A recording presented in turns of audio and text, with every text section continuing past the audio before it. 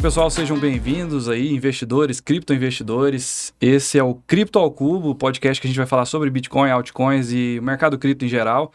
Eu tô aqui com os meus dois co-hosts, eu já vou passar para eles se apresentarem aqui. O primeiro deles é o Gustavo Toledo, uma referência, talvez a maior autoridade aí. Ele vai falar que não, ele é modesto, mas uma das grandes autoridades aí no desenvolvimento de smart contracts, né, contratos inteligentes, computação descentralizada, vai falar um pouco aqui pra gente. Se apresenta aí, Gustavo, falando oi aí pra gente no primeiro episódio aí, estreia, né, do Cripto ao Cubo. Olá, muito obrigado, Israel. Meu nome é Gustavo. Como Israel falou aí, eu sou um pouco entendido aí de smart contracts, contratos inteligentes. E nesse podcast a gente espera agregar bastante a vocês aí que estão escutando a gente, assistindo a gente pelo YouTube, com informações, né, da minha área sobre smart contracts, segurança. De repente eu posso tirar a dúvida aí de vocês. E espero que vocês gostem aí desse primeiro episódio. Bom demais. E do lado dele, o outro co-host aqui, agora eu me apresento também, mas antes fazendo os convidados aí. Na verdade, convidados não, porque é um projeto nosso, né? Acho que até vale a pena a gente comentar um pouco sobre esse projeto depois. Mas Arthur Guimarães, como é que eu descrevo o Arthur Guimarães? Vou deixar ele mesmo se apresentar, mas ele é um professor aí, um instrutor que ensina as pessoas a se aposentar com criptomoeda, eu acho, né, Arthur? Fala pessoal, como é que vocês estão? Tudo bem? Primeiramente, muito prazer, meu nome é Arthur Guimarães, eu sou influencer, né, de cripto, sou influencer, falo de criptomoedas em todas as redes sociais, aí, Instagram, YouTube, onde você pensar, TikTok, Twitter, faço post diário, live segunda a sexta, fazendo análise de criptomoedas sempre focado no longo prazo e queremos transformar a vida das pessoas com cripto. Muito massa. E você já está vivendo somente de cripto tem uns anos já, né? Eu lembro que a gente foi a gente já participou de um outro episódio de podcast junto. Você estava falando do TikTok, né? Todo dia de manhã eu abro lá para ver algumas coisas da nossa empresa, nossos perfis, ver como é que tá indo, e até dar ver o feed um pouquinho lá, né? E aí eu, de repente, ver a live do Arthur lá, sempre falando, todo dia, uma constância, uma disciplina que até inspira, para falar a verdade, mas já tem um tempo que você trabalha só com isso, né? Vive só de cripto. Israel, eu vivo de cripto desde... eu ganhei uma grana boa, cara, desde 2017, na primeira bull que eu peguei, 2016, 2017, mas eu vivo de cripto desde 2020. 2020 que eu tô 100% focado em cripto. Você falou bull, é a bull run, né? Você pegou a bull run 2017... Cara, peguei uma bull run de 2000, eu comecei a investir em cripto em dezembro de 2016, peguei a bull run de 2017 ali, que foi quando em 2016 teve um halving, né? Tivemos 2016, 2020, agora a gente vai ter outro halving agora previsto pro dia 23 de abril de 2024. Então, estamos indo pro terceiro ciclo, velho. Muito massa, isso vai ser muito importante aqui, não só para esse episódio, a gente vai falar um pouco sobre ciclo de mercado, mas vai ser muito massa ver a sua percepção de outros ciclos e também ver a percepção do Gugu, acho que sobre, eu chamo o Gustavo carinhosamente de Gugu aqui, né, Gugu Rock, mas sobre as altcoins, eu acho que, na verdade, você vai falar muito também, né, Arthur, sobre altcoins e ciclos de mercado, acho que vai ser importante ver a sua opinião sobre isso. Acho que o Gugu tem muito a contribuir nessa parte da tecnologia também, desenvolvimento e tal. E eu acabo estudando mais Bitcoin, né? Desde 2019, assim, bem imerso nisso, estudando mais profundamente Bitcoin, então acho que vai ser interessante isso. Assim, o projeto, até explicando pro pessoal, né? A gente se reuniu e falou assim, velho, a gente tem que fazer alguma coisa, a gente gosta de fazer conteúdo, bora juntar essas cabeças e tentar fazer aí um conteúdo massa, né, diversificado também, mas centrado em criptomoedas. Então, acho que essa diversificação, assim, essa diversidade de ideias mesmo, de conceitos de cada um, de filosofia de cada um, acho que vai ser importante para complementar aqui, né? A visão de vocês sobre o podcast é mais ou menos essa também? Vocês pensam em alguma outra coisa? Cara, eu acho que a gente... eu acho que tudo que a gente puder trabalhar sobre cripto, vamos trabalhar, trazer outros convidados também sobre cripto e fazer cripto acontecer, velho. Tem muita coisa, cripto tem muito conteúdo, muita coisa pra gente falar, muita mesmo. O meu ponto de vista aqui sobre esse projeto é com o objetivo da gente trazer as mentes aqui da nossa região, né? Pra quem não sabe, nós três aqui somos de Goiânia, então a nossa ideia é trazer as pessoas que são aqui da região, né, de Goiânia, de Brasília. Às vezes tem muita gente que não é reconhecida nos outros canais ou no Brasil, mas que são muito boas aqui do mercado, fazem coisas muito legais e que merecem um local, né, para aparecer e ser entrevistado. Muito massa. Então, o Cripto ao Cubo é esse, ou o Cripto 3, né? Mas é o Cripto ao Cubo mesmo, é o espaço que a gente vai separar, então, para trazer o pessoal de cripto, de investimentos, talvez até de tecnologia e empreendedorismo também, mas tentando margear aí essa área de criptomoedas, né? Então, acho que vai ser bem interessante. Então, obrigado pelo convite de vocês e por terem aceitado também. Acho que vai ser massa o projeto, né? Nós três fazendo juntos aqui. Eu imagino que todo mundo que tiver influência no mercado financeiro ou empreendedorismo seria legal trazer aqui. Então já fica o convite, eu acho, né? Manda aí mensagem pra gente no YouTube, no Spotify, qualquer plataforma que você esteja vendo ou ouvindo isso, ou nas nossas redes sociais também, né? No final desse episódio, acho que vai ser bom a gente falar dos projetos que a gente tá envolvido individualmente também e deixar já as nossas redes sociais aí pro pessoal encontrar a gente. Então, manda mensagem pra gente, fala aí o que você faz, em que você tá envolvido, ou alguma pessoa que a pessoa conheça também, né? Pessoa que tá ouvindo a gente, talvez, eu conheço um influenciador, um investidor, um cara que fala sobre isso, que seria massa vocês terem aí no podcast, então manda aí pra gente. Acho que é uma dica boa, né? Beleza, me apresentando também, né? Eu sou Israel Buzain, algumas pessoas já devem me conhecer, outras talvez não, mas eu sou diretor na maior corretora brasileira de criptomoedas hoje, em volume de Bitcoin, né? Para deixar claro. E tem alguns outros projetos paralelos também, acho que vou ter esse espaço para falar depois vocês também, no final, né? Mas eu gosto muito de Bitcoin, ouvi falar de Bitcoin lá em 2016, ignorei. Em 2019 eu entrei para trabalhar dentro de uma corretora, então mudou totalmente a perspectiva para mim, comecei a estudar sobre Bitcoin e tal. E hoje eu trabalho junto com o Gustavo, né? É importante falar isso também nessa mesma empresa. Então, enfim, muito massa poder falar sobre Bitcoin sempre, né? Sobre criptos e tal. Então, acho que vai ser bem massa aqui. Então, bora começar? Esqueceu de falar aí também que você está sendo uma referência aí no mercado de empreendedorismo aqui em Goiás agora, né? Eu vou falar sobre isso no final também, mas valeu pela lembrança. Eu atuo com... Assim, tem mais de 10 anos que eu estou envolvido com startups, né? Seja fundando as minhas ou afundando as minhas, né? Depois eu posso contar as histórias, mas... E também aprendendo com outros empreendedores, né? Indo para dentro de startup e trabalhando. Então, eu consegui ajudar algumas startups em estágio inicial a dar os primeiros passos. Então, acho que isso é muito massa, tentar contribuir com as outras pessoas também, né? Assim como eu tive benefício de ter mentores, eu acho que é muito importante a gente ter mentor, né? Então, passar isso para frente é isso que é muito importante. Acho que vocês dois já fazem esse trabalho, né? O Gugu, eu sei que ele tem um curso de Solidity no YouTube, por exemplo. Com certeza deve ter gente que procura ele para saber alguma coisa, para aprender. Então, a gente gosta de ensinar. O Arthur mais ainda, né? Tem uma turma lá, com comunidade, uma escola online. Você vai poder falar disso no final também. Então, acho que é meio isso, né? Nós todos gostamos de compartilhar conhecimento. E na parte de empreendedorismo eu gosto muito, então valeu muito a lembrança. E eu vou falar sobre isso no final também. Perfeito. Bora então? Bora. Primeira pergunta que eu tenho para vocês é o seguinte, que é pra gente discutir aqui. O Bitcoin bateu $42 mil ontem, R$202 mil agora, né? Então, eu queria saber de vocês o seguinte, você comentou aí que você participou, né, Arthur, da Bull Run 2017, da segunda de 2021, e aí eu queria saber de você e do Gugu também. Já começou a Bull Run? Começou antes da hora ou tá na hora certa mesmo? Vai ter uma correção antes da gente começar aquele movimento igual a gente viu em 2021? O que vocês acham? Eu vou começar aí. Ainda não, eu acho que ainda não estamos na Bull Run. A Bull Run vai chegar na hora que o Fantástico começar a falar de Bitcoin, o Jornal do Almoço começar a falar de Bitcoin, aquele primo que falou que era golpe, te perguntar, como é falar que faz que deu aí? all-in, né? Será que R$50 rende alguma coisa aí? Na hora que o seu primo chegar e te perguntar isso, aí a gente tá na Bull Run, talvez até na alta histórica. Então você acha que o pessoal não gostou de comprar $15 mil lá quando tava R$80 mil, não tá gostando agora também, vai gostar a hora que tiver lá batendo alta histórica de novo? A maioria das pessoas gostam de comprar na alta histórica. O Arthur vai saber falar isso aí com mais propriedade. Cara, se você olhar, tem um gráfico de um banco europeu, eu esqueci o nome desse banco, ele fez uma análise que a maior quantidade de pessoas que entrou no mercado cripto foi na Bull Run passada em novembro de 2021, justamente no ponto que estava o ponto de virada que começou o bear market. Então as pessoas elas vão entrar, a grande maioria das pessoas, quantidade massivamente, no momento, talvez no momento que o mercado estiver virando para baixo. Então, assim, eu acho que a gente tá num momento ainda de muita oportunidade, cara. Tá só começando, né? E, assim, a gente tem uma coisa muito interessante do mercado cripto, porque, assim, ele vai acumulando coisas para muitas pessoas. Tem gente que acha...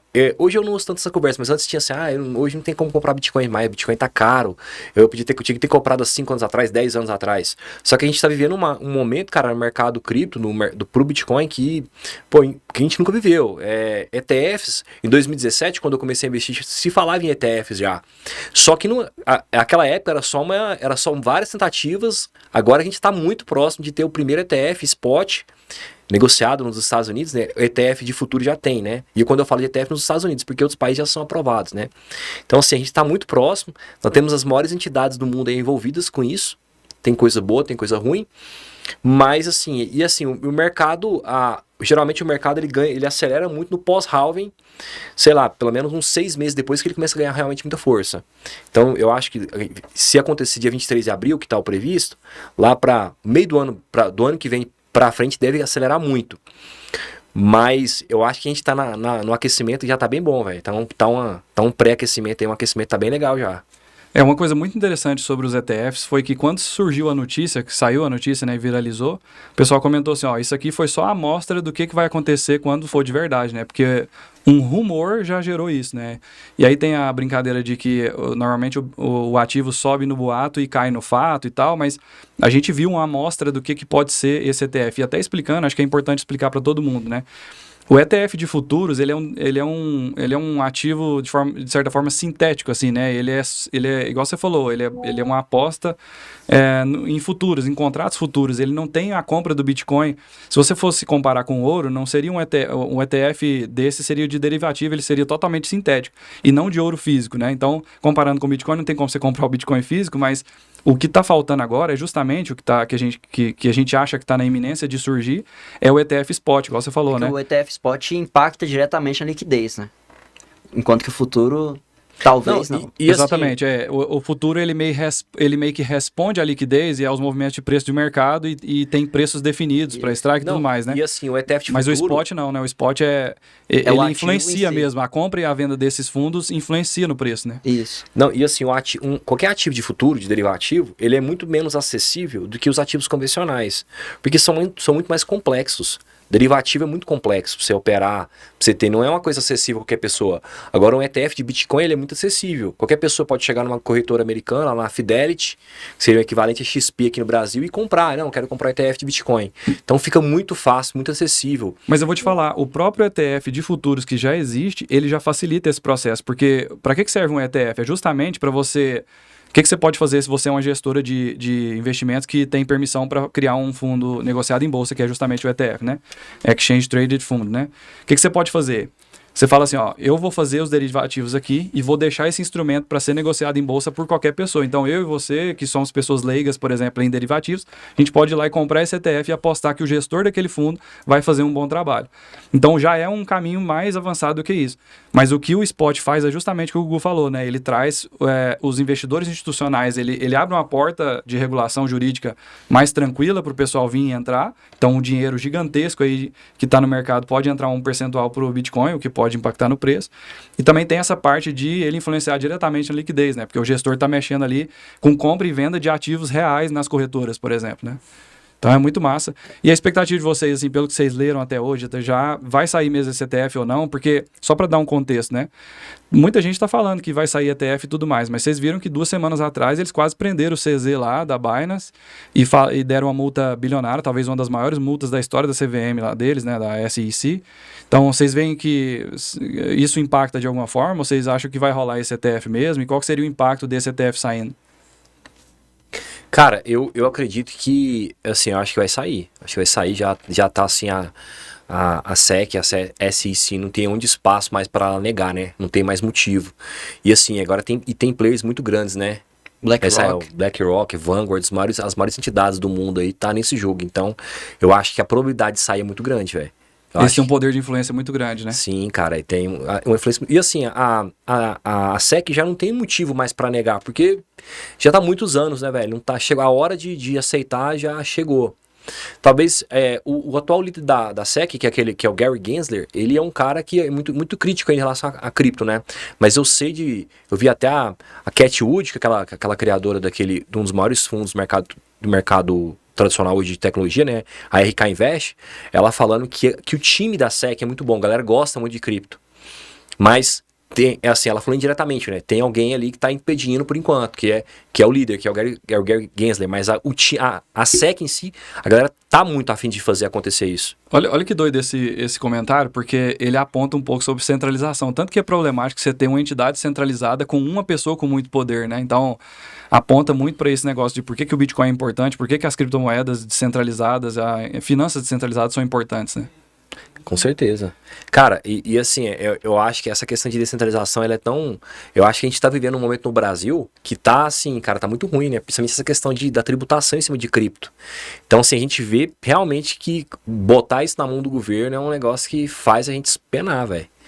Então, assim, eles estão querendo cada vez mais cair em cima, né? Que essa nova tributação já foi aprovada, agora dia 1º de janeiro de 2024 já vai começar a valer, né? Não, e você falou isso aí de centralização do governo. O Drex, que o Banco Central quer lançar, vai só centralizar mais as coisas. Porque hoje a gente já usa o Pix, o Banco Central, o governo já tem conhecimento sobre as nossas transações, mas agora vai vir o Drex, que qualquer empréstimo que a gente pegar vai ser utilizado no Drex, benefícios, a Caixa está fazendo o formato de distribuição de benefícios dela, vai ser utilizado no Drex. É claro que para a pessoa final ali, ela não vai chegar a utilizar o Drex, mas ali no sistema vai utilizar o Drex. E além do Drex também está chegando aquelas normas da Receita Federal de pegar informações de outros países. Então não tem praticamente para onde você fugir se você for para uma corretora tradicional, aquela que você tem que mandar seu documento, ou se você utilizar o dinheiro ali eletrônico. A gente vai ter que passar a utilizar dinheiro de papel e comprando de forma P2P, que é como o Bitcoin surgiu. Tem muito uma pegada de o dinheiro físico está acabando, né? O dinheiro em papel, em espécie mesmo. Então, quando você vai para Pix e para Drex, você tem uma centralização muito grande dessa parte de mandar dinheiro ponto a ponto, né? E aí, igual você falou, o Bitcoin entra nisso, né? Eu ia te perguntar aproveitando que você falou de Drex, sobre a tecnologia, assim, um parêntese. Vai ser realmente utilizado computação descentralizada ou é totalmente centralizada? Assim, as linguagens que vão usar, os protocolos que eles vão utilizar são o Ethereum, por exemplo, outras coisas que a gente conhece, ou vai ser uma tecnologia própria que o governo mesmo vai criar? Eles usam uma blockchain que é baseada no Ethereum, ela é EVM, né? Ethereum Virtual Machine. Essa blockchain se chama Hyperledger e ela não vai ser 100% descentralizada. Somente alguns órgãos ali do governo que vai ter. Se eu não me engano, vai ser o Banco Central, aquele outro órgão que controla o Tesouro também vai, e alguns outros órgãos ali que eu não estou lembrado agora de cabeça. Mas vão ser poucos nós. Diferente do Bitcoin e do Ethereum, que tem milhões de nós aí por aí, você consegue ser um nó. O Drex você não vai conseguir ser um nó, vai ser somente o governo. E o que isso significa na prática? Se eu sofrer um golpe, assim, no futuro, muito, muito no futuro, eu conseguir mandar o Drex para outra pessoa, e for um golpe isso, o governo vai conseguir reverter a transação. Então não vai ser uma coisa 100% descentralizada, porque o governo toma conta desses nós. Não é uma rede que pessoas tomam conta desses nós. Mas deixa eu te falar, hoje em dia, se eu sofrer um golpe, eu vou dar um exemplo para você. Minha mãe, um dia, eu estava em São Paulo viajando, e aí um cara entrou em contato e com outro número, mas com a minha foto, e minha mãe caiu no golpe e transferiu o dinheiro para ele. Esse dinheiro foi transferido pelo Nubank, via Pix e tal, ou seja, a gente sempre falou que Bitcoin é interessante porque o real não tem... Porque o real tem mola. A gente fala isso, né? E o Bitcoin não tem mola e tal. Ou seja, ele vai, mas não volta. E aí, no caso do real, a ideia era que ele voltasse. Que se você entrasse na justiça e provasse que você caiu num golpe, ele deveria reverter essa transação, né? Eu não sei se você tem conhecimento sobre isso ou informação sobre isso, mas hoje já não acontece isso de ser revertido. Por que no Drex poderia ser, por exemplo? É porque é muito complicado. Quando você transfere o Pix... O cara, ali naquele momento, transfere para milhões de outras contas. Milhões não, né? Tô exagerando, mas centenas de outras contas. Conta de laranja, conta dele, conta da mãe dele, da avó. E já começa a fazer compra com cartão de crédito, cartão de débito, já saca esse dinheiro. Já saca, e aí acabou. Aí fica impossível pegar. Você vê nessas histórias aí que a pessoa conseguiu de volta alguns centavos. Entendi. E aí, mas com o Drex vai ser possível porque é mais robusta a tecnologia assim? Ou... Com o Drex vai ter mais controle do histórico de transação. Não consigo afirmar se vai ser fácil assim reverter. Mas com certeza vai ser mais fácil para alguém bloquear, um juiz bloquear o seu dinheiro. Com certeza isso vai ser mais fácil. Entendi. Cara, pela experiência que eu tenho de cripto, de análise de cripto, eu acho assim que vai ficar um negócio muito, muito fácil do governo controlar, porque eu já vi várias criptomoedas. Hoje a gente nessas análises de auditorias de contrato, eu já vi que tem vários projetos que tem como, por exemplo, eles colocarem várias como é que eu digo, né? Não seria válvulas, mas várias formas de mexer no contrato, de sacar, de mexer nas criptomoedas, de sacar tudo para eles. Tem blacklists no código que o Banco Central não disponibilizou o código ainda do Drex, mas ele disponibilizou umas interfaces. Através dessas interfaces, a gente conseguiu identificar que existem as funções e as variáveis lá para implementar a blacklist. Então, nesse caso de algum endereço precisar ser bloqueado por um juiz, eles vão conseguir fazer isso através do contrato, já tá lá. Sim, não, mas uma outra coisa que eu já vi, por exemplo, em algumas criptomoedas, os caras, os founders, dentro do contrato inteligente, eles conseguirem fazer o que eles quiserem, não só, tipo, reverter transação, não só isso, pegar tem várias criptomoedas para serem mintadas, criadas, eles jogam na conta deles, tem várias formas deles poderem estar fraudando ou fazendo o que eles querem, né? Então esse é um problema que eu vejo, cara, ainda mais de um sistema onde as coisas não são descentralizadas, né? No mercado cripto que é descentralizado, as criptos mais novas, né, cara? Tem muito problema, assim, de os caras conseguirem... Tem uma criptomoeda que chama X, o criador, o cara já fez... Ele botou 80% das criptomoedas na conta dele, entendeu? Então tem como fazer N coisas que são auditadas, né? Algumas auditorias conseguem ver, mas para o governo ele mesmo vai ele pode até pedir para alguém auditar, né? Mas ele não vai mexer numa coisa que ele vai parar de perder o poder que ele quer ter ali dentro, né? E hoje a gente está com o presidente do Banco Central que é mais alinhado à direita. E ele está fazendo isso. Agora imagina quando entrar o próximo presidente que vai ser alinhado à esquerda. O que ele vai querer implementar no Drex? Você acha que vai ter um nível de controle bem maior? Essa parte de bloqueios, assim, vai ficar muito mais simples, né? Eu acho que o que eles estão querendo fazer é algo como é lá na China, que você usa o seu celular para transferir dinheiro, para entrar em estação de ônibus. Aqui no Brasil já é mais ou menos assim, né? Mas eles querem avançar mais nesse sentido, até de bloquear você de ir para outro lugar através do seu celular ali. Sabe uma outra coisa, continuar essa questão do Drex, que é muito importante, cara? É porque assim, olha o que acontece. Uma coisa é o dinheiro e o Pix. O Pix, de Pix para Drex, talvez para o usuário final, quase não vai ter muita diferença. Só que tem uma diferença ainda, porque é o seguinte, o Pix é só um caminho para você transferir dinheiro. Agora o Drex é o dinheiro. Então, a CVM, o Banco Central, ele pode criar uma carteira. Entra lá na App Store, entra lá no Google Play e baixa a sua carteira do Drex. E aí, cara, a custódia... Então, você não teria o dinheiro mais, né? Não só não teria dinheiro, mas assim, a custódia no Brasil ainda de dinheiro é descentralizada. Tem vários bancos, tem várias instituições financeiras. Você ia centralizar a custódia também na mão do Banco Central, porque ele ia ter essa carteira. E o presidente do Banco Central já falou nesse sentido, que no futuro você não vai ter esses aplicativos de bancos diferentes, você vai usar um só do Banco Central. E aí, se isso não... Dependendo da forma que eles fizerem isso, eles podem arrebentar os bancos também. Aí eles ficam mais fortes ainda, porque eles vão ser os custodiantes também. Eles vão criar, emitir, controlar e custodiar o dinheiro, o que hoje está na mão. Por exemplo, ele vai criar, vou criar aqui um aplicativo aqui, você baixa, se quiser botar, você pode ganhar rendimento aqui, investir em títulos públicos. Fica tudo, você centraliza muito mais. E aí essa questão de dinheiro digital, de moedas digitais, de moedas de bancos centrais, né, CBDCs, na Europa, ele não avançou tanto até por causa disso. Porque pode matar o sistema financeiro tradicional. Então os bancos lutaram contra isso. E eles estão indo nesse sentido mesmo. Eles anunciaram um tempo atrás que vai ter Pix parcelado para matar o cartão de crédito. E sempre estão anunciando coisas novas que, se você analisar, vai impactar diretamente os próprios bancos que estão apoiando isso. Sim, assim, os bancos podem acabar virando também uma parte desse processo, mas assim, o governo vai acabar ainda que fica... Ele vai centralizar mais ainda isso, cara, porque ele vai centralizar a custódia, entendeu? Então, assim, o bom de se ter cripto hoje, a melhor coisa de ter cripto hoje pra mim é a custódia, porque é o único patrimônio que é seu. Você não tem outro patrimônio que é seu. A única custódia que é sua é isso. Porque o dinheiro, o real, você pode até botar aí na sua carteira, ele é seu, mas quem emite é o governo.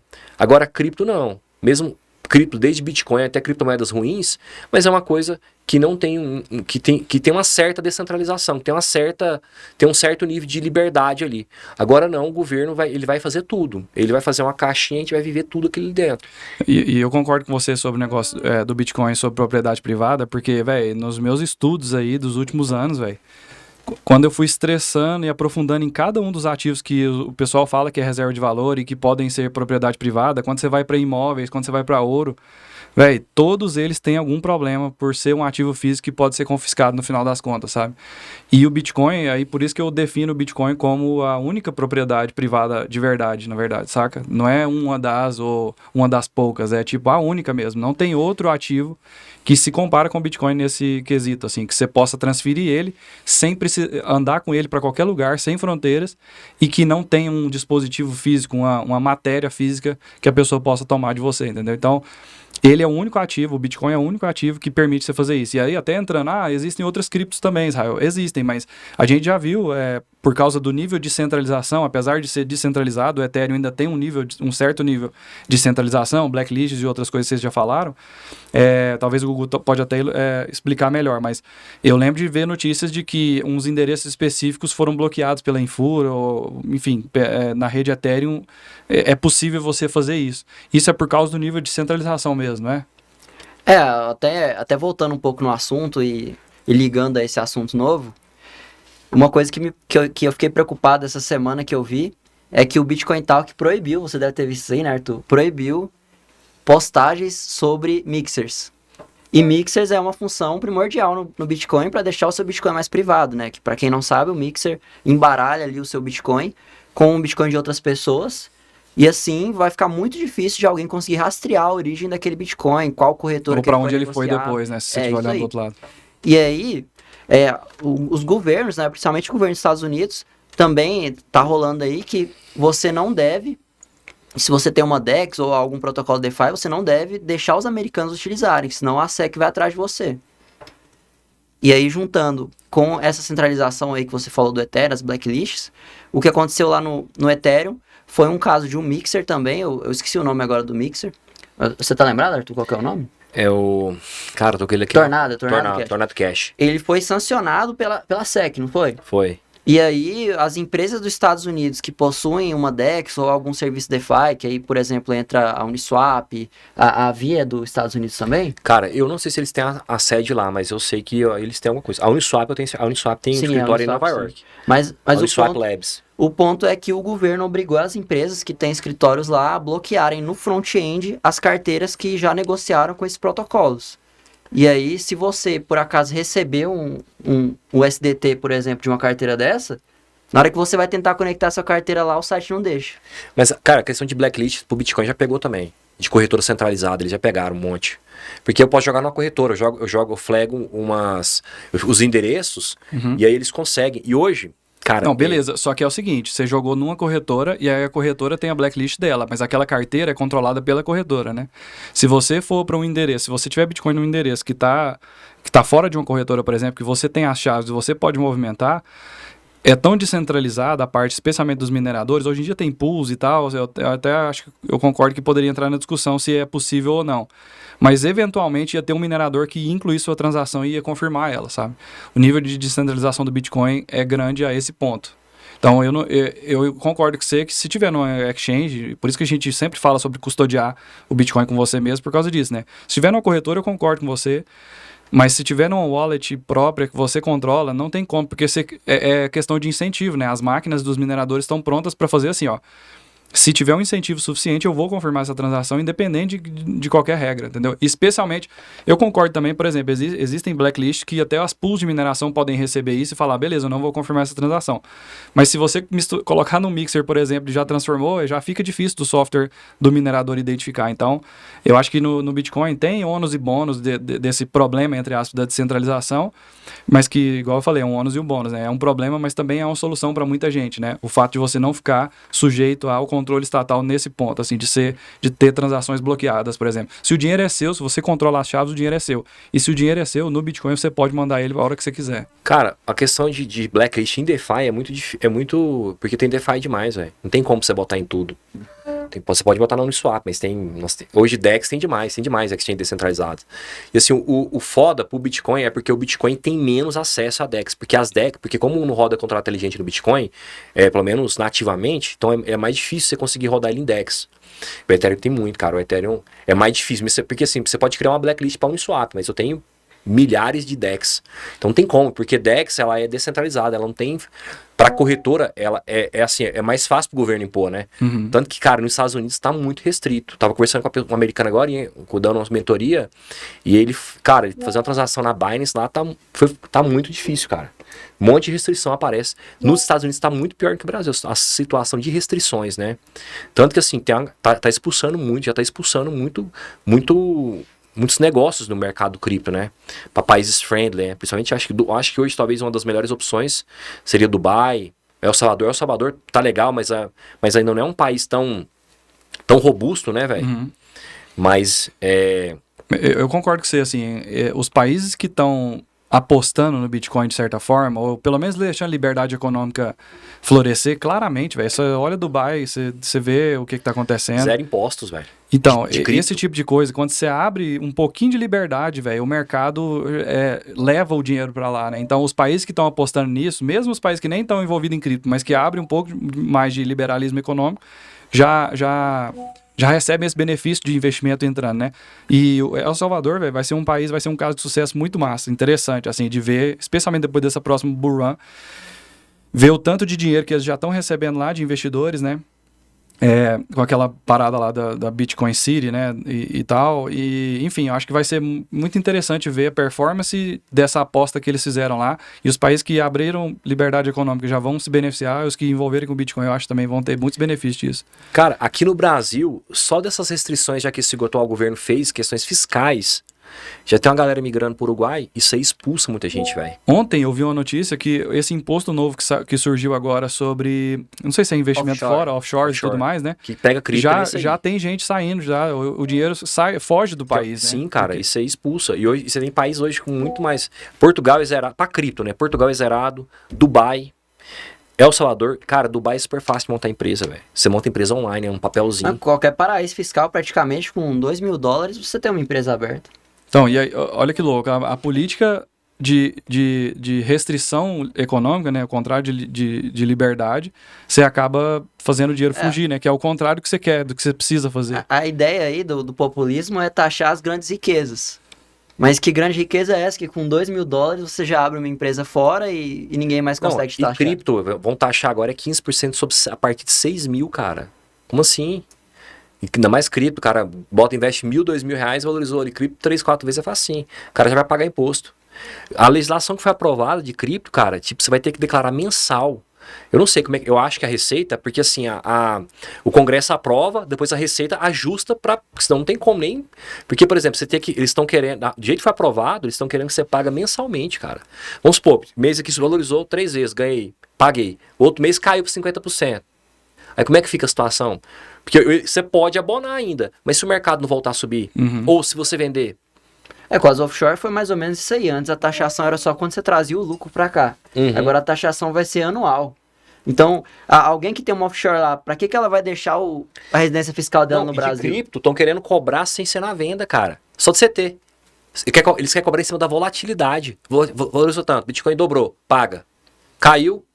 O negócio mais massa que eu acho sobre taxação e imposto é o seguinte, que o Estado, ele sempre participa no lucro e nunca participa no prejuízo. E ele não participa nem mesmo no capital de investimento inicial, né? O risco é todo seu. Se você tiver prejuízo, parabéns, a culpa é sua, não precisa me pagar nada, mas se você tiver lucro, eu participo com 15%.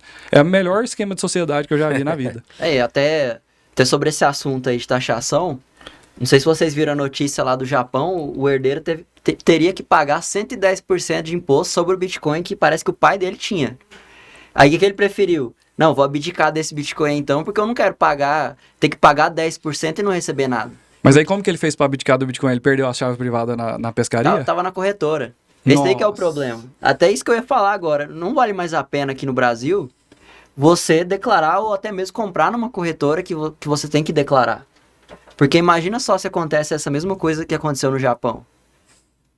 Isso só aconteceu porque o Bitcoin não estava numa carteira. Porque se estivesse na carteira, era só esse herdeiro falar, não, eu não tenho a senha dessa carteira aí, pronto. Essa é uma vantagem, mas é igual você falou, mesmo que você tenha tirado da corretora, se você tiver comprado lá, tá declarado, o Estado sabe que você fez, né? Que você tem aquelas moedas. E aí ele poderia cortar em outros meios, outras propriedades que você tenha, né? Por exemplo, imóveis ou outros investimentos, ele pode bloquear, né? Sim. Então, enfim. Cara, essa questão de restrição aqui no Brasil, porque assim, o aumento de tributo, ele é uma forma já de restringir patrimônio, né, cara? Porque você vai ter ali, ele já tá querendo pegar 15% daquilo que você tem. Então, assim, ele já tá comendo 15% da sua liberdade, da sua direito patrimonial, né? Isso, se continuar dessa forma, cara, vai começar a avançar de uma forma, é uma das coisas que mais me preocupa. Porque ninguém tá fazendo nada. Ninguém tá se impondo, falando, vocês estão loucos, vocês vão meter imposto, vambora. Cara, eles estão desesperados em impostos, estão querendo cobrar de todo mundo, até de MEI tá cobrando, cara. Você montar uma empresa nesse país já é um sacrifício. Aí você vem um governo, tem a parte da social, além da parte tributária, tem uma parte muito complexa, burocrática. E cada vez se restringindo mais. Se continuar desse jeito, velho, vai chegar e ninguém fazer nada, ninguém falou, opa, para.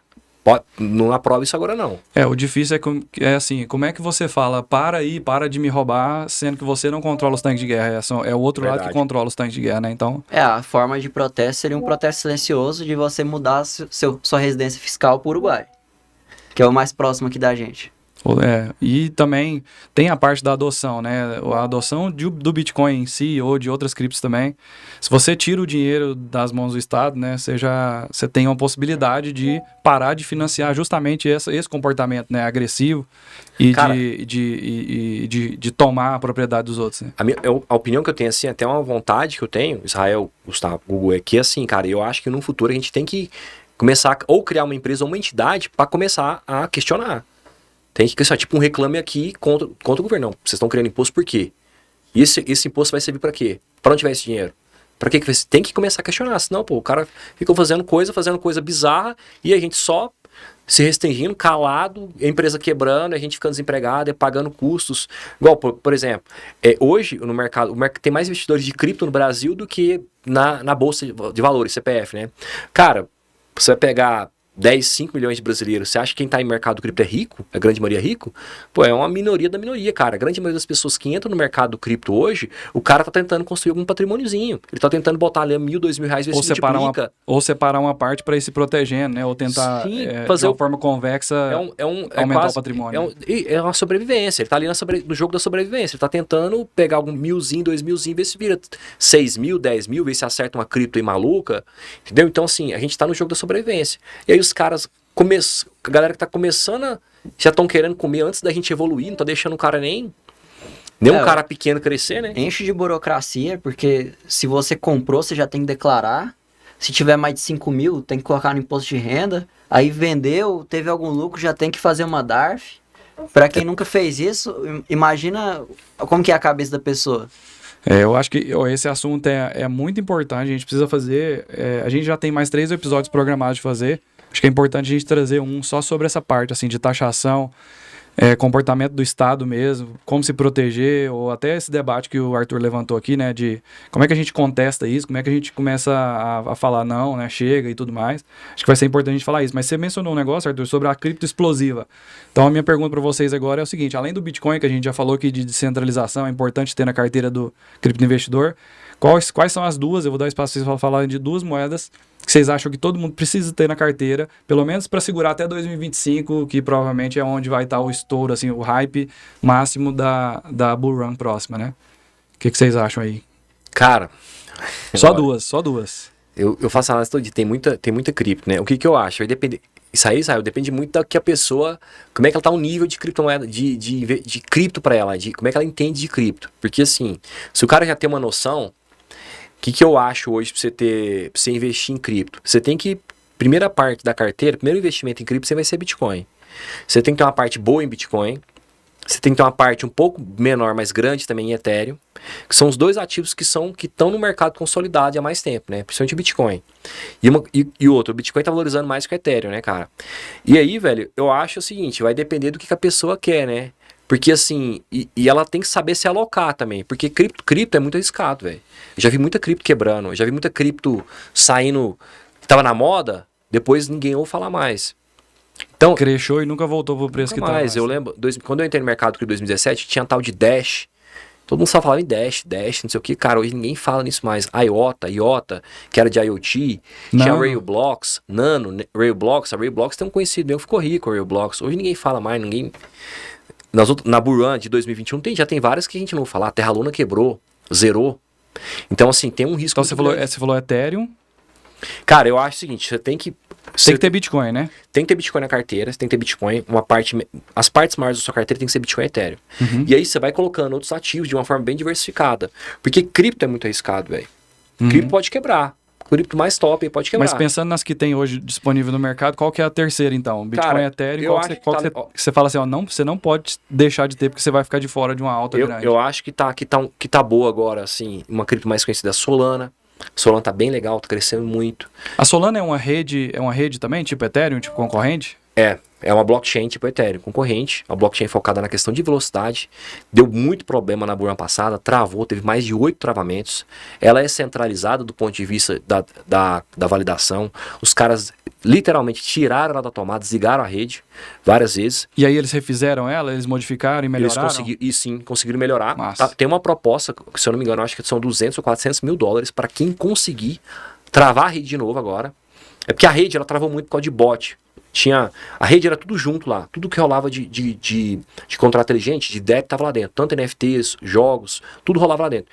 E aí tava rolando muito bot para ficar mintando NFT. E eles travavam a rede, aquele mesmo esquema de um ataque de DDoS. Faziam um ataque de DDoS na blockchain, a blockchain travava. Mas então a promessa deles é que tá mais robusta agora então, né? Bitcoin, Ethereum e Solana é as três que você falaria.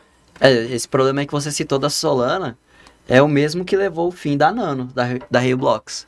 Porque é tão barato você fazer uma transação na rede que eu posso criar... Você pode spamar, né? Eu posso criar um robô ali que vai ficar mandando um monte de transação aleatória só pra bloquear a rede. Sim. Só que a Solana, ela disse que resolveu isso. E tanto que não travou. Não tá travando de novo. Ela travou várias vezes. Eles estão pagando uma grana pesada pra quem conseguir travar. Pra quem conseguir travar a rede. Então não conseguiram. Cara, eu acho que seria de ativos mais conhecidos seria a Solana. E depois, eu acho que talvez uma Chainlink da vida, que é um projeto bem legal também, bem consolidado assim, falando de uma forma geral. Solana e Chainlink, eu acho que são... As Chainlink é um oráculo, né? É um serviço que as criptomoedas, as blockchains, uma Uniswap da vida, que é uma exchange descentralizada, para ela formar preço, o contrato inteligente em si, ele não tem essa informação. Ele é um código que executa. Ela usa um oráculo tipo a Chainlink. Isso, aí usa um oráculo. A Chainlink pega uma informação, por exemplo, lá da BitBank, quanto que está o preço de tal ativo? Para mim, eu preciso negociar Ethereum e Chainlink. E o SDT, quero vender o Ethereum. Quanto que está o preço do Ethereum? O contrato inteligente ele não sabe isso nativamente. Então ele precisa de um oráculo. Ele puxa essa informação de algum lugar. Ele busca a informação off-chain. Eu tenho a blockchain, né? Eu fico fechadinho na blockchain, eu vou lá e busco a informação off-chain. Vou no CoinMarketCap, faz a média das 10 corretoras principais. Quanto que está o Ethereum agora? Tá lá, $2.000. Joga e faz isso. E assim, o oráculo também é usado no mercado normal. É empresa de tempo. Você pode, por exemplo, eu queria criar uma empresa de aposta aqui no Brasil. Aí quanto que tá o jogo do Flamengo e São Paulo? Não sei. Aí o oráculo busca a informação lá no site da Globo Esportes, tá 4-2. E executa no contrato inteligente. Você pode fazer uma aposta em Bitcoin, jogo da seleção. Interessante, ó, eu até adiantando as minhas aqui para passar para o Gugu, na minha cabeça, Matic da rede Polygon é interessante justamente porque ela é uma concorrente da rede Ethereum. Então, Bitcoin, Ethereum e Matic para mim seriam as minhas escolhas. Mas é muito interessante você falar de Solana também, que é uma outra que corrigiu o problema, que também é uma rede concorrente. E essa da Chainlink eu nunca tinha parado para estudar. Então, é uma explicação muito boa, já me aguçou assim, o interesse de buscar informação. Muito interessante. Vai, Gugu. Eu vou mais ou menos na mesma linha aí do Arthur. Eu sempre falo pra pessoa que tá querendo começar, estudar primeiro sobre Bitcoin, pra entender como funciona, ver se ela vai gostar, se ela vai entender a política por trás do Bitcoin, né? Depois, aí vou mais na área do que eu trabalho mesmo, que é Ethereum, Matic, que é a Polygon. Também tem a BNB, eu gosto bastante da BNB e tem muito projeto DeFi lá. A BNB é forte. Muito memecoin lá também. Tem a rede Phantom também que eu gosto, mas todos ali vão na linha de smart contract. Então a minha recomendação é você ver ali qual que está sendo mais usada, qual que tem mais protocolo DeFi e comprar a moeda da rede. A moeda da BSC, a BNB, a moeda da rede Ethereum é o Ether, a moeda da rede Polygon era Matic, agora virou Pol, né? Pol, é. Ah, mudou o ticker também? Mudou, é Pol. Token Pol. Ah, mas as corretoras não mudaram ainda, né? Vai mudar, já que algumas estão migrando. É porque é um trabalho danado mudar isso aí. E ela deu muito prazo para fazer essa migração. a Polygon. Tá, não, massa. Então, mas interessante. Então, como eu falei também, eu concordo, assim, Bitcoin tem que ser a maior parte, avassaladora de uma carteira de investimento cripto, e o Ethereum também é bem interessante, mas por causa, não por causa de características parecidas com o Bitcoin, porque são duas propostas diferentes, né? Acho que a gente já deixou isso bem definido aqui pelas coisas que vocês falaram, mas acho que tem vantagens diferentes, então acho que é interessante. E Magic também, eu acho que é importante. Agora, você falou Solana, é interessante estudar, Chainlink também. Você falou de BNB, é bem interessante a rede da Binance, então... bastante coisa aí pro pessoal estudar. Em outros episódios também a gente entra em detalhes de mais A algumas. ex-rede da Binance, né? Que a Binance tentou se distanciar dessa rede. Agora não é pra minha evitar mais, entendi. Agora não é minha. Mudaram de nome. É tipo assim, é outro CEO agora que tá, né, na empresa. Mas Não é o CZ mas agora, é a o CZ. BSC ainda é muito dependente ainda da Binance. Esse é um problema da BSC. Ela é muito dependente, ela é muito centralizada, a BSC. Ela tinha até uma zoeira uma época que a BSC deu problema, foi hackeada, ela tem 17 validadores, né? Aí, galera, 17 validadores, cada um era a fotinha do CZ, de Diferente as variações. Era 17 validadores, cada um, tudo era ele, cada um do jeito. Tem um meme, né? In CZ we trust, né? Então, é isso aí. Mas aquela rede é muito boa, Fundos- tem fundos muita Arsaf. coisa que funciona. Sim, cara, muito boa a BSC. Ela foi responsável por trazer muita gente que não sabia nada de DeFi, que viu ali, vou comprar ali aquele token real. A Que PancakeSwap, virou um né? hype. A PancakeSwap é o lugar de entrada de tudo no mercado, de bom a ruim, golpe, pirâmide, memezinha, coin louca. E é o lugar mais fácil pra você lançar uma criptomoeda hoje, é na Pancake, né? É muito fácil você criar uma criptomoeda na BSC. Tem site que faz isso, você vai lá Não, em BNB. o meu site mesmo lá, o CoinSum, você consegue criar uma moeda na rede Ethereum, na BSC e na Matic e também na Celo. Só que- clicando. Só clicando ali, um botão, você clica, você preenche o nome, assina na carteira. Israel Coin. Qualquer Vamos moeda, embora? qualquer hora você consegue criar. Crypto 3 coin. Só que o problema da Ethereum é que é muito caro.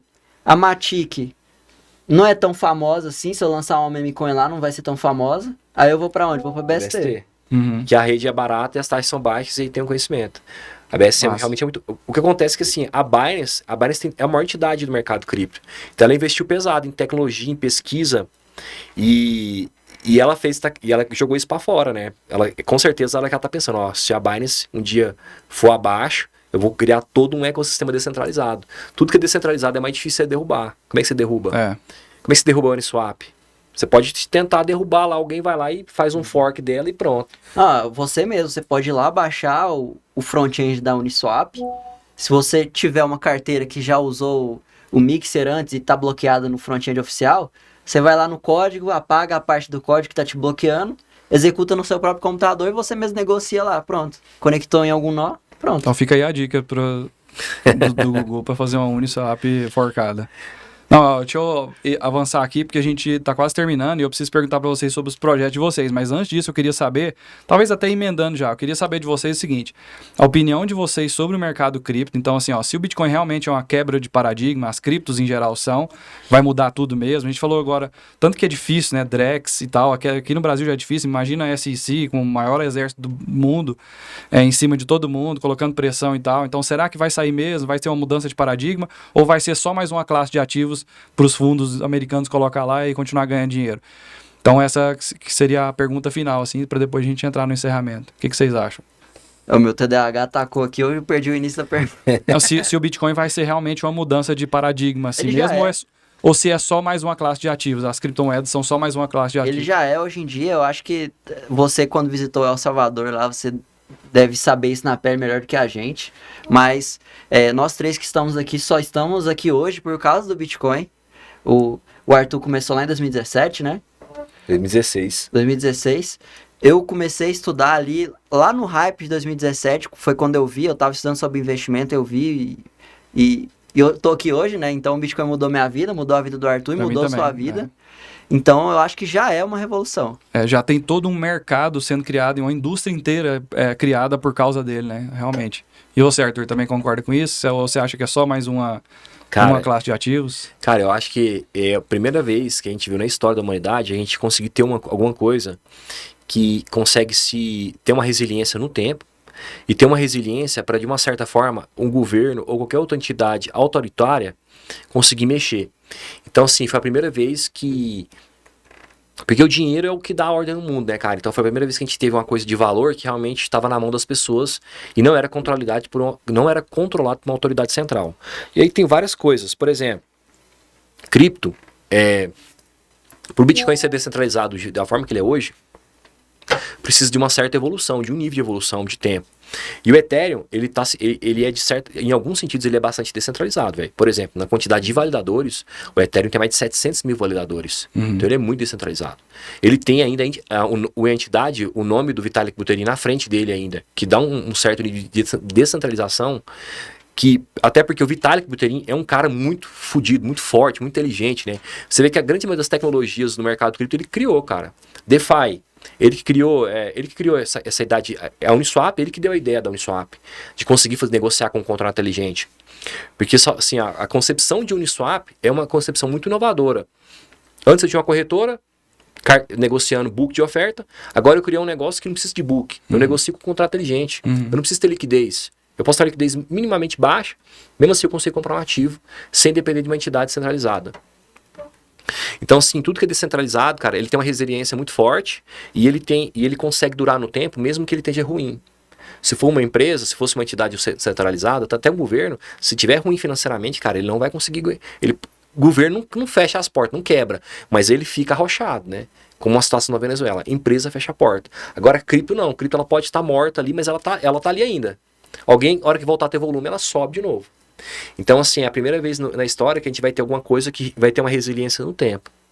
Agora, eles estão querendo fechar o cerco. Mas mesmo fechando o cerco, ele pode fechar o cerco no sentido de acompanhar. Mas ele não consegue te tomar. E nem bloquear. Nem impedir que exista, né? Bloquear ele pode de uma certa forma, porque ele pode criar backlists, mas você tem alternativas também para sair disso. Então, assim, a gente fez isso em dinheiro. Agora a gente tem que começar a criar uma coisa para conseguir andar em outros sentidos do ponto de vista descentralizado. Porque aí o governo não consegue mexer. Muito de massa. outras ideias, sabe? Muito massa. E você, Buza? Eu vejo assim também, assim, eu vejo que... Eu gosto de criptos em geral, assim, mas eu realmente acho que o Bitcoin é que teve essa mudança. Existe um efeito rede muito grande. O Bitcoin conseguiu, justamente por causa dessa descentralização, ser realmente a única propriedade privada de verdade mesmo. Porque todas as outras você vai encontrar falhas e no Bitcoin não. É um ativo que você consegue levar para o caixão de verdade, né? Se você levar ouro para o caixão, a pessoa pode te desenterrar lá, quebrar seu caixão e pegar o ouro. Se você for cruzar uma fronteira, se você tiver uma moeda de ouro, eles podem te parar. Então... quanto mais dinheiro, outras formas também, diamantes, todos, imóveis nem se fala, né, que já está dentro de um território de algum agente estatal. Então, acho que essa mudança é uma mudança a maior mudança assim, de paradigma é sobre isso. Até em outro episódio eu vou querer trazer para vocês sobre a parada de Bitcoin ser energia. Acho que eu falei com você, Gugu, numa live sua sobre isso. Sobre a questão de, tipo assim, a vida toda, desde a existência da humanidade, assim, desde o começo da existência da humanidade, quando você vai estudar para trás, as pessoas que conseguiram canalizar a energia são as pessoas que dominaram as suas eras. Então, o que o Bitcoin consegue fazer, e aí ele dá a oportunidade de cada um de nós ter uma parte disso, né, que é justamente você ter uma fração de Bitcoin, ter uma fração de uma quantidade de satoshis, você participa disso, né, de ter uma parte dessa energia canalizada numa quantidade, numa tecnologia, né, num ativo. Então... Acho que é muito massa isso, foi muito massa o primeiro episódio. Quero que vocês deixem aí agora quais são os projetos que vocês estão trabalhando, convida as pessoas para participarem junto com vocês e também falem aí quais redes sociais o pessoal encontra vocês. Cara, primeiramente, obrigado a todo mundo, tamo junto. @Arthur Guimarães P, Arthur não tem H, TikTok, Instagram, YouTube, Twitter. Tem a nossa escola de análise de criptomoedas. Eu te ensino a investir em cripto, dá uma base pra você investir, cara. Muita gente quer entrar no mercado cripto, às vezes não sabe, quer ir pra uma coisa muito avançada, mas o básico mesmo não tá dominando, precisa dominar o básico. O básico do mercado cripto é complexo, tem uma custódia muito bem feita. Como eu tava falando hoje, talvez o patrimônio de verdade que você tem é no cripto, uma custódia própria, e tem que dominar isso, cara. Tem que dominar porque é uma forma de você ter uma proteção de conta propriedade privada futura. Então, realmente, quem quiser cair para dentro, Escola de Análise de Criptomoeda, me chama lá no Instagram, tamo junto. Massa demais. Gugu, rock. Em minhas redes sociais é ITX Toledo, todas as redes sociais, ou se você escrever Gustavo Toledo aí, você me acha facilmente. Hoje eu tenho uma startup chamada CoinSamba, que é um comparador de várias corretoras, e tem ferramentas DeFi, tipo aquela que eu falei sobre a criação do token, Tem um acelerador também de transações, Tem acelerador de transações de Bitcoin, que inclusive é a ferramenta que está sendo mais utilizada agora nessa alta, que as taxas do Bitcoin subiram. Então eu olho lá no Analytics, a página do acelerador é a mais usada. A do token vem um pouquinho mais para baixo, aí fica essas duas brigando. E eu também faço smart contracts sob demanda, se alguém estiver precisando aí criar um token, um projeto DeFi, pode me chamar aí ou pesquisa CoinSamba que você acha meu contato por lá. Massa demais, e eu, para convidar o pessoal também, né, eu tô lançando nos próximos dias aí, próximas semanas talvez, a minha mentoria mesmo, né, assim, eu vou fazer uma parte individual, mas também vou, presencial, mas também vou fazer online. O nome que eu criei é a mentoria O Último Ciclo, porque eu realmente acredito que a gente pode estar vivendo que é o último ciclo do Bitcoin.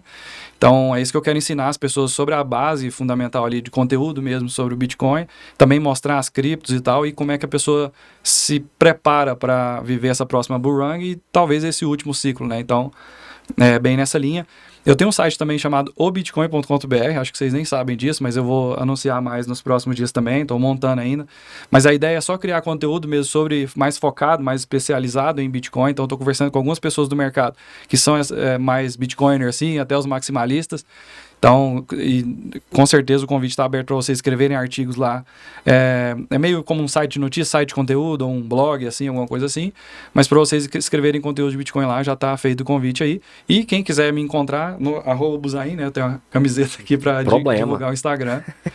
Então, enfim, foi muito massa. Esse foi o episódio de estreia do nosso Cripto ao Cubo aqui, né? Depois a gente vai explicar melhor sobre a marca e tudo mais, compartilhar com vocês, mas foi muito massa, obrigado por assistirem, então, considerações finais aí.